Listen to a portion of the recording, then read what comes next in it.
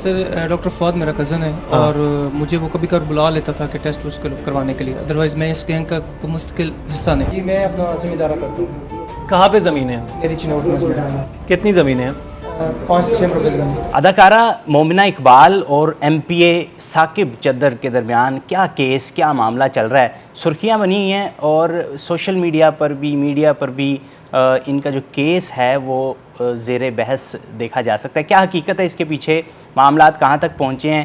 جو سچائی ہے کیس کی مکمل آج آپ کے سامنے رکھیں گے.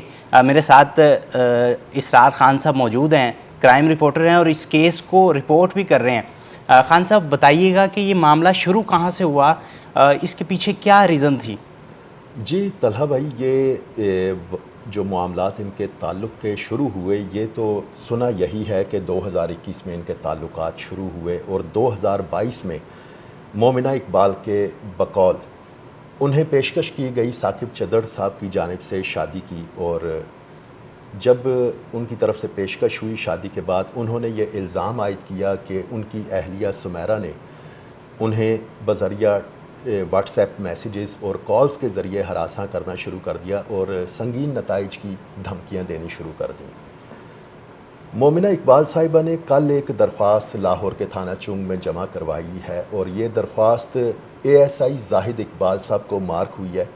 اب یہ الزامات پر کوئی بھی جب درخواست جمع ہوتی ہے اس پر کچھ وقت درکار ہوتا ہے، کیونکہ پولیس تصدیق کرتی ہے کہ واقعہ ایسا ہی ہے جیسے درخواست میں بیان کیا گیا ہے یا کوئی ذاتی رنجش نکالنے کے لیے غلط بیانی سے کام لیا گیا ہے. ابھی پولیس اپنے طور پر دونوں فریقین کو طلب کرے گی، ان کے بیانات ریکارڈ کرے گی، سنے گی دونوں فریقین کو، اور اس قسم کے کیسز میں عام طور پر پولیس کی کوشش ہوتی ہے کہ وہ افہام و تفہیم سے معاملات کو حل کریں اور صلح صفائی کی جانب جائیں. بالکل. لیکن اگر ایک فریق واقعی میں گناہ گار ثابت ہوتا ہے تو پھر اس کے خلاف وہ کارروائی بھی کرتی ہے. خان صاحب بتائیے گا کہ جو کل رات ایک درخواست دائر کی گئی ہے مومنہ اقبال کی جانب سے، اس کا متن کیا تھا، اس میں کیا ڈیٹیلز سامنے آئی ہیں؟ طلحہ بھائی، جو کل درخواست اداکارہ مومنہ اقبال کی جانب سے جمع کروائی گئی ہے تھانہ چنگ میں، اس میں جو متن میں نے تفصیل سے پڑھا، اور سٹی 42 نے یہ خبر کل رات کو بریک کی، یہ ڈاکومنٹس جو ہیں منظر عام پر آ چکے ہیں.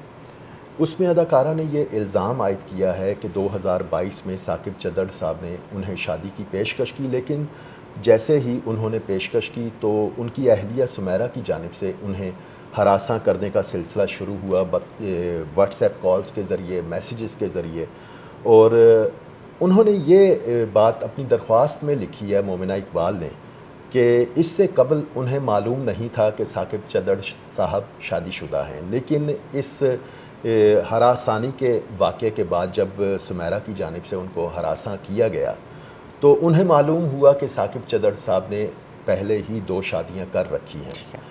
وہ کہتی ہیں اپنی درخواست میں کہ ثاقب چدر صاحب نے انہیں یقین دہانی کرائی کہ وہ اپنی دونوں بیویوں کو طلاق دے دیں گے، لیکن مومنہ اقبال صاحبہ نے درخواست میں یہ موقف اختیار کیا ہے کہ انہوں نے یہ پیشکش ٹھکرا دی، جس پر ثاقب چدر صاحب طیش میں آئے اور انتقامی کارروائی کا نہ رکنے والا سلسلہ شروع ہو گیا.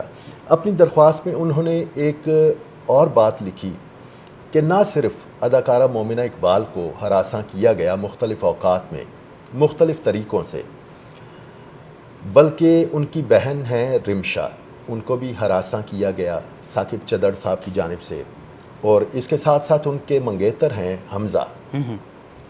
انہوں نے کہا کہ جب ان کی منگنی ہوئی، شادی کی بات طے ہوئی تو ثاقب چدر صاحب کو معلوم ہوا، انہوں نے نہ جانے کہاں سے حمزہ کا نمبر لیا جو ان کا منگیتر ہے. حمزہ کو ہراساں کیا، مختلف اوقات میں اسے بھی کالز کی گئیں، اسے میسیجز کیے گئے. بعد ازاں ثاقب چدر صاحب نے ایک مقدمہ درج کروایا چنیوٹ کے تھانہ بھوانہ میں. اچھا. وہ حمزہ کے خلاف درج کروایا گیا. مومنہ اقبال صاحبہ نے اس درخواست میں اس مقدمے کا ذکر کیا ہے اور یہ الزام عائد کیا ہے کہ یہ سراسر بے بنیاد مقدمہ، جھوٹا مقدمہ درج کروایا گیا ہے. اب وہ درخواست تو ہو گئی جمع. ASI زاہد اقبال صاحب بیٹ آفیسر ہیں جو اس سارے معاملے کو دیکھیں گے.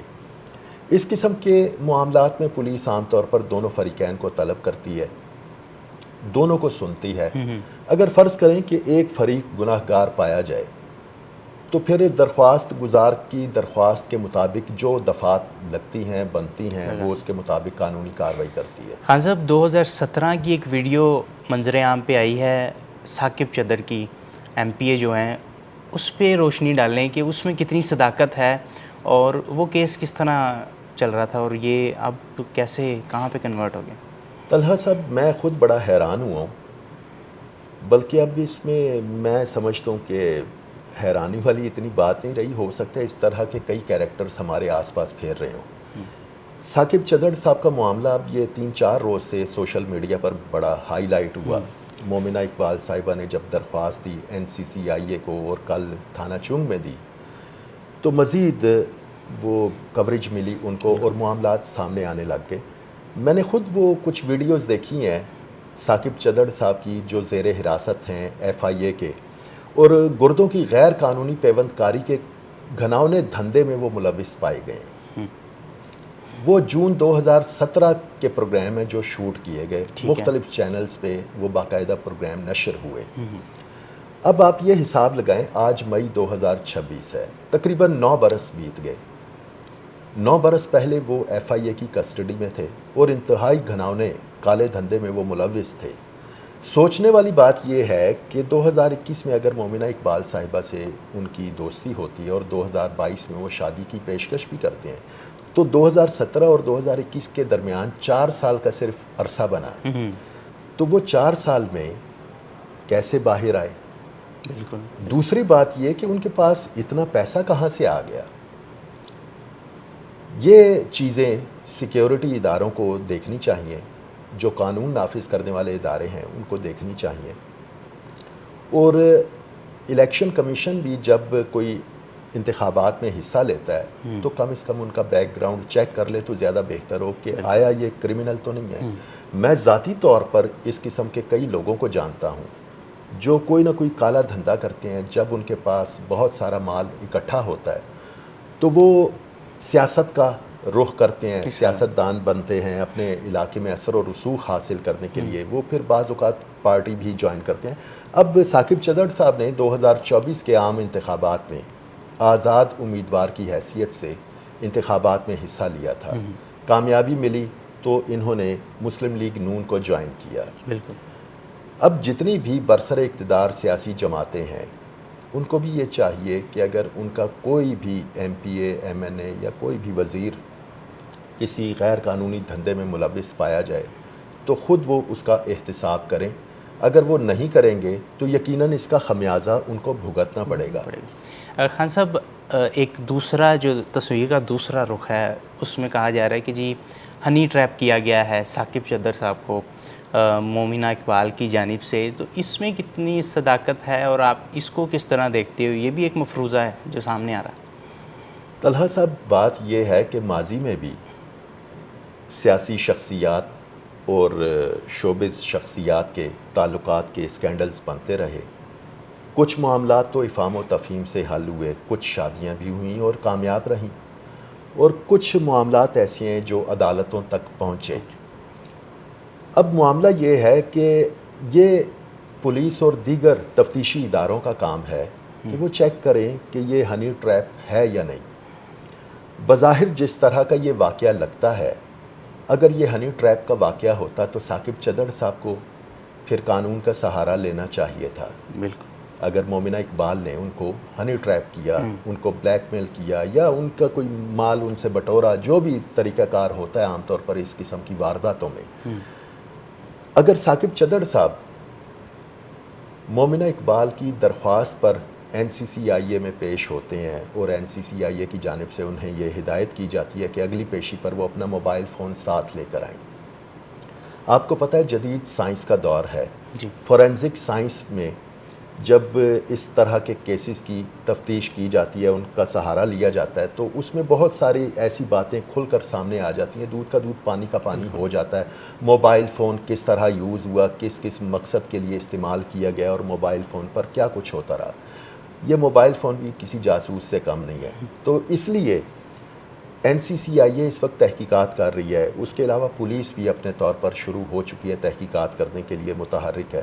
اب یہ ان اداروں کا کام ہے کہ وہ چیک کریں یہ ہنی ٹریپ کیس ہے کہ نہیں، لیکن بظاہر لگتا نہیں ہے ہنی ٹریپ کیس، بالکل کیونکہ مومنہ اقبال نے جو درخواستیں دی ہیں اور دونوں طرف سے قانونی جنگ لڑی جا رہی ہے، وکلاء کی ٹیم دونوں نے اپنے لیے ہائر کر لی ہے۔ اب یہ سیکیورٹی اداروں کا کام ہے۔ میں پہلے عرض کر چکا کہ 2017 سے 2021 کے درمیان 4 سال کے عرصے میں ثاقب چدر صاحب کس طرح سے گردوں کی غیر قانونی پیوند کاری کے مقدمے سے بری ہوئے یا رہائی کیسے ملی، یہ بھی ایک سوالیہ نشان ہے ان تفتیشی افسران کی کارکردگی پر جنہوں نے ان کے مقدمے کی تفتیش کی۔ بالکل، اور یقیناً اس میں کچھ تفتیشی افسران نے ساز باز کی ہوگی، اس بات کی میں گارنٹی تک دے سکتا ہوں، کیونکہ ملزم فریق کو ہمیشہ بچانے کے لیے تفتیشی افسران ساز باز کر لیتے ہیں، اور تبھی جا کر عدالت میں کیس کمزور ہوتا ہے تو ملزم فریق کو فائدہ ہوتا ہے۔ میں سمجھتا ہوں کہ FIA نے اگر پہلے ان کو گرفتار کیا تھا، تحقیقات کی تھیں، تو اس کیس کو ایک بار پھر سے ری اوپن کیا جائے، ٹھیک ہے، اور جو اس وقت تفتیشی افسران تھے ان کا بھی کڑا احتساب کیا جائے۔ اگر یہ اس کیس میں واقعی گناہ گار پائے جائیں تو ان کے خلاف پھر وہی کارروائی کی جائے جو ایک عام شہری کے خلاف، ایک عام ملزم کے خلاف کی جاتی ہے۔ اگر یہ بے گناہ پائے جائیں تو بلا جھجک ان کو رہا کر دینا چاہیے۔ بالکل ٹھیک ہے، کافی انفارمیٹیو تھی ویڈیو، اور مکمل تفصیل آپ کو ہم نے اس کیس کے بارے میں بتائی ہے کہ دونوں تصویر کے دونوں رخ تھے، دونوں آپ کے سامنے رکھے ہیں۔ کمنٹ سیکشن میں بتائیے گا کہ آپ کو کیا لگتا ہے کہ اس کیس کی کہانی کیا ہے، اس کے ساتھ کون سی چیزیں جڑی ہوئی ہیں، کمنٹ سیکشن میں بتائیے گا، اور ہمیں اجازت دیجیے۔ اللہ حافظ۔